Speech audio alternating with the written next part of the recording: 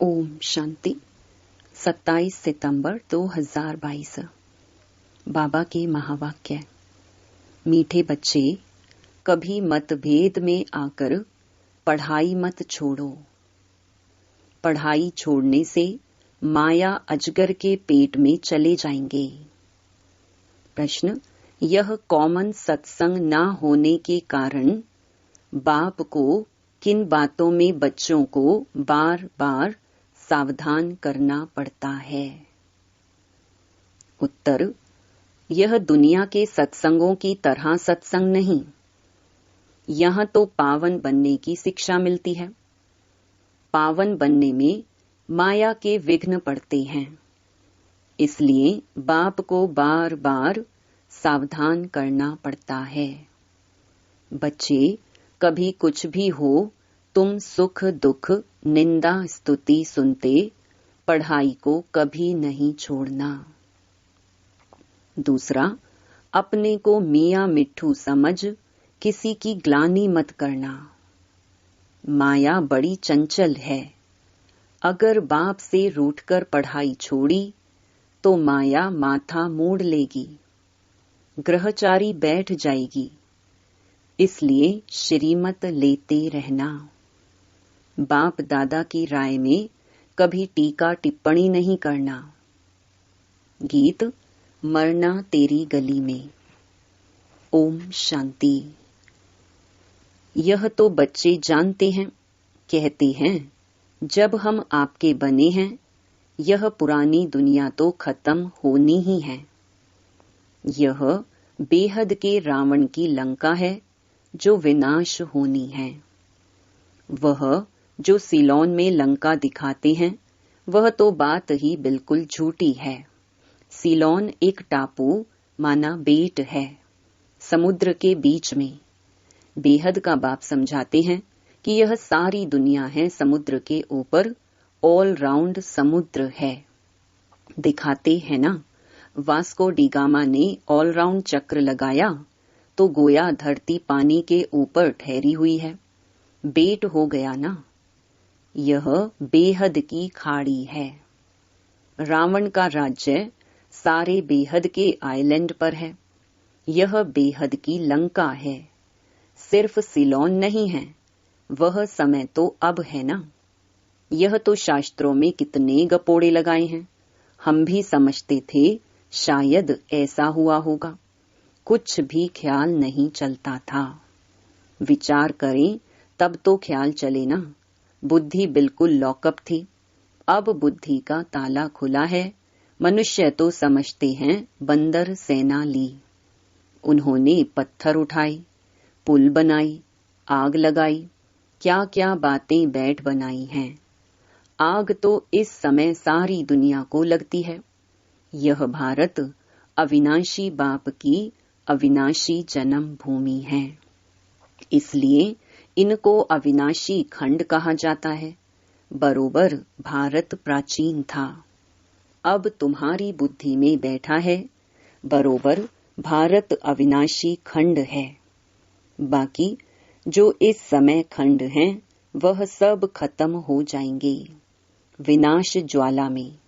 यह विनाश ज्वाला इस यज्ञ से प्रज्वलित हुई है। लड़ाई शुरू यहाँ से ही हुई है। अभी तो यह छोटी छोटी रिहर्सल है। तुम्हारी बुद्धि में है कि सारी दुनिया में ही रावण राज्य है, इसका अब अंत है और राम राज्य की आदि है। यह बातें और किसकी बुद्धि में आ न सके। तुम थोड़े से ही ब्राह्मण जानते हो, समझते भी हो कि अभी यह सारी दुनिया खत्म हो जाएगी। हम बाप के गले का हार बन जाएंगे, फिर नई दुनिया में आएंगे। वर्ल्ड की हिस्ट्री ज्योग्राफी हूबहू रिपीट होती है। कितना अच्छा यह चक्र है। कलयुग अंत और सतयुग आदि, इस समय सभी धर्म भी जरूर हैं। हिस्ट्री मस्ट रिपीट, यानी कलयुग के बाद सतयुग जरूर होना है। जैसे दिन के बाद रात, रात के बाद दिन जरूर आता है। ऐसे हो न सके कि रात ना आए। बाप सब राज आकर के समझाते हैं। हम एक्टर 84 जन्म कैसे लेते हैं वह भी तो जानना चाहिए। 84 लाख जन्म की तो बात ही नहीं है। कल्प की आयु ही 5000 वर्ष है। वो लोग तो तुमको कहते हैं कि शास्त्रों में तो ऐसा है नहीं, यह तो तुम्हारी कल्पना है। ना जानने के कारण तो ऐसे ही कहेंगे ना। शास्त्र तो पढ़ते रहते हैं, उनका कोई दोष तो है नहीं। बाबा कहते हैं सतयुग में यह शास्त्र, कहानियां, नॉवेल्स आदि तो होंगी नहीं। वहां तो भारत बिल्कुल सचखंड बन जाता है।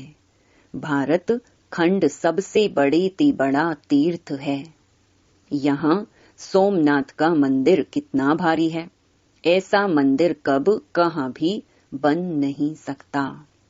फिर भी यह मंदिर आदि बनेंगे, कब बनेंगे? जब भक्ति मार्ग शुरू होगा तब बनाते हैं, और कोई तो बना ना सके। तुम संवत भी बता सकते हो, आज से फलाने टाइम में भक्ति शुरू होगी, पहले लक्ष्मी नारायण ही पुजारी बनेंगे, सिंगल ताज होगा, शिव बाबा का सोमनाथ मंदिर बनाएंगे, फिर से मोहम्मद गजनवी आदि आकर लूटेंगे। यह बातें तुम बच्चों को बाप ही बैठ समझाते हैं। कहते भी हैं भगवान आया, गीता का ज्ञान इतना तो सुनाया, जो सारा सागर शाही बनाओ, सारा जंगल कलम बनाओ तो भी लिख ना सके। और उन्होंने फिर गीता कितनी छोटी बना दी है। गीता लॉकेट में भी होती है, वैल्यूबल चीज है ना। इतना लव गीता पर रहता है। बाबा ने इतनी छोटी सोनी डिब्बी में डाल प्रेजेंट भी दी है। अब तुम बच्चे समझते हो कि ज्ञान का सागर अथाह ज्ञान देते हैं और अंत तक देते ही रहेंगे। हम यह मुरली इकट्ठी कर सकेंगे क्या? यह रखने की चीज ही नहीं है। शास्त्र आदि तो फिर भी भक्ति मार्ग के काम में आते हैं। हम जो लिखते हैं वह फिर क्या काम में आएंगे? कहाँ तो हमारी 2-4 हजार मुरलियां, कहाँ उन्हों की करोड़ों के अंदाज में गीताएं बनती हैं, सब भाषाओं में। सर्व शास्त्रमयी शिरोमणि गीता का बहुत मान है। गीता शास्त्र आदि कितने पढ़ते होंगे? बाप समझाते हैं यह ज्ञान जो तुमको मिलता है यह बिल्कुल ही नया है, इसका पुस्तक तो है नहीं। भगवान राजयोग कैसे सिखाते हैं यह अब तुम ब्राह्मण ही जानते हो। तुम्हारे में भी इस ज्ञान के नशे में रहने वाले बहुत थोड़े हैं। आज उस नशे में रहते हैं, कल भूल जाते हैं। बाप को भूल जाते हैं तो ज्ञान को भी भूल जाते हैं। बाप को फारकती दी तो खलास। बाप का बनकर अगर विकार में गए तो गला घुट जाएगा, कुछ भी बोल नहीं सकेंगे। जो बहुत अच्छा प्रचार करते थे वह आज है नहीं। कोई ब्रह्मा कुमार कुमारी का आपस में मतभेद हुआ तो बाप से भी रूठ जाते हैं कि बाबा इनको समझाते नहीं, यह नहीं करते। आखरीन रूठ कर पढ़ाई ही छोड़ देते हैं। इसलिए बाप कहते हैं कि महामूर्ख देखना हो तो यहाँ देखो। लिखकर भी देते हैं कि बाबा मैं आपका हूँ, आपसे हम सदा सुख का वर्षा अविनाशी लेंगे। फिर फारकती दे देते, डिवोर्स दे देते हैं। अच्छी अच्छी बच्चियां थी, आज वह है नहीं। तो वंडर है ना। माया अजगर के पेट में चले गए, फिर मुख से कुछ कह न सके। यह अविनाशी ज्ञान सुना न सके। फिर बाप दादा की राय पर भी टीका टिप्पणी करने लग पड़ते हैं। बहुत समझाया जाता है कि कुछ सुधर जाओ, इसमें ही कल्याण है, परंतु सुधरते नहीं। बहुत अच्छे बच्चे चले गए, अभी भी बहुत ऐसे बच्चे हैं जो किनारे पर खड़े हैं, ब्लड से प्रतिज्ञा लिखकर भी छोड़ देते हैं। बच्चों को तो बाप की पूरी श्रीमत पर चल बाप से पूरा वर्षा लेना चाहिए। बाप समझाते रहते हैं, कुछ भी हो, दुख सुख स्तुति निंदा आदि कोई करे, तुम पढ़ाई को तो ना छोड़ो। कोई किसकी निंदा भी करते हैं, क्योंकि बुद्धि में तो ज्ञान है नहीं, जानते नहीं हैं कि यह छोटा भाई है व बड़ा, यह तो बाप ही जाने। अपने मुंह मियाँ मिट्ठू नहीं बनना है। माया बड़ी चंचल है, देह अभिमान वालों का माथा ही एकदम मोड़ लेती है। बाबा बच्चों को खबरदार करते रहते हैं, कहां न कहां माया वार करती रहेगी अगर श्रीमत पर नहीं चलेंगे तो। यह कोई कॉमन सत्संग थोड़ी है। तुम कितना धीरज धैर्यता से बैठ समझाते हो। यह सृष्टि का चक्र कैसे फिरता है, कैसे तुम स्वदर्शन चक्रधारी बने हो। बाप कहते हैं, ब्राह्मण कुलभूषण स्वदर्शन चक्रधारी। शंख चक्र गदा पद्मधारी तुमको कहते हैं। वह कहेंगे, क्या देवताओं की महिमा अपने बच्चों को दे रखी है। बाप कहते हैं, हे स्वदर्शन चक्रधारी, हे कमल फूल समान पवित्र बनने वाले, हे गदाधारी, यह बाप ही समझाते हैं। दुनिया क्या जाने, कहते भी हैं सर्व का सद्गति दाता एक है। गाते भी हैं, ज्ञान अंजन सतगुरु दिया, अज्ञान अंधेर विनाश। अर्थात ब्रह्मा की रात खत्म होती है, ज्ञान सूर्य प्रगटा, ब्रह्मा की रात पूरी होती, फिर दिन शुरू हो जाता है। परम पिता परमात्मा ब्रह्मा द्वारा नया ज्ञान देते हैं। आगे तो तुम कुछ भी नहीं जानते थे, न आत्मा को न परमात्मा को, न रचता को और न रचना को जानते थे। बिल्कुल ही तुच्छ बुद्धि बन पड़े थे। तुमको क्या बनाया था, तुम स्वर्ग के मालिक थे ना। फिर 84 जन्म लेते लेते अंत तो आएगा ना। अब तुम्हारी चढ़ती कला है। बाप कहते हैं, माँ मेकम याद करो तो तुम विश्व के मालिक बन जाएंगे। विवेक भी कहता है कि परम पिता परमात्मा है स्वर्ग का रचयिता, तो हम स्वर्ग में क्यों नहीं हैं? मनुष्यों की बुद्धि में नहीं आता कि भगवान ने तो नई सृष्टि स्वर्ग रचा, जहां देवी देवता राज्य करते थे। 5000 वर्ष पहले स्वर्ग था, अब फिर भगवान आए हैं स्वर्ग की स्थापना करने। यह बातें बुद्धि में अच्छी रीति बैठ जाएं तो भी अहो सौभाग्य। माया ऐसी है जो बिल्कुल ही पुरुषार्थ करने नहीं देती, नाक से पकड़ घूंसा मार एकदम बेहोश कर देती है। बॉक्सिंग है ना। बाबा कहते हैं, माया 1 सेकंड में गिरा देती है। सेकंड में जीवन मुक्ति से सेकंड में जीवन बंध बन पड़ते हैं। फारकती दे देते हैं, खलास। निश्चय हुआ यह बादशाही लो, संशय हुआ खलास। बड़ा वंडरफुल खेल है।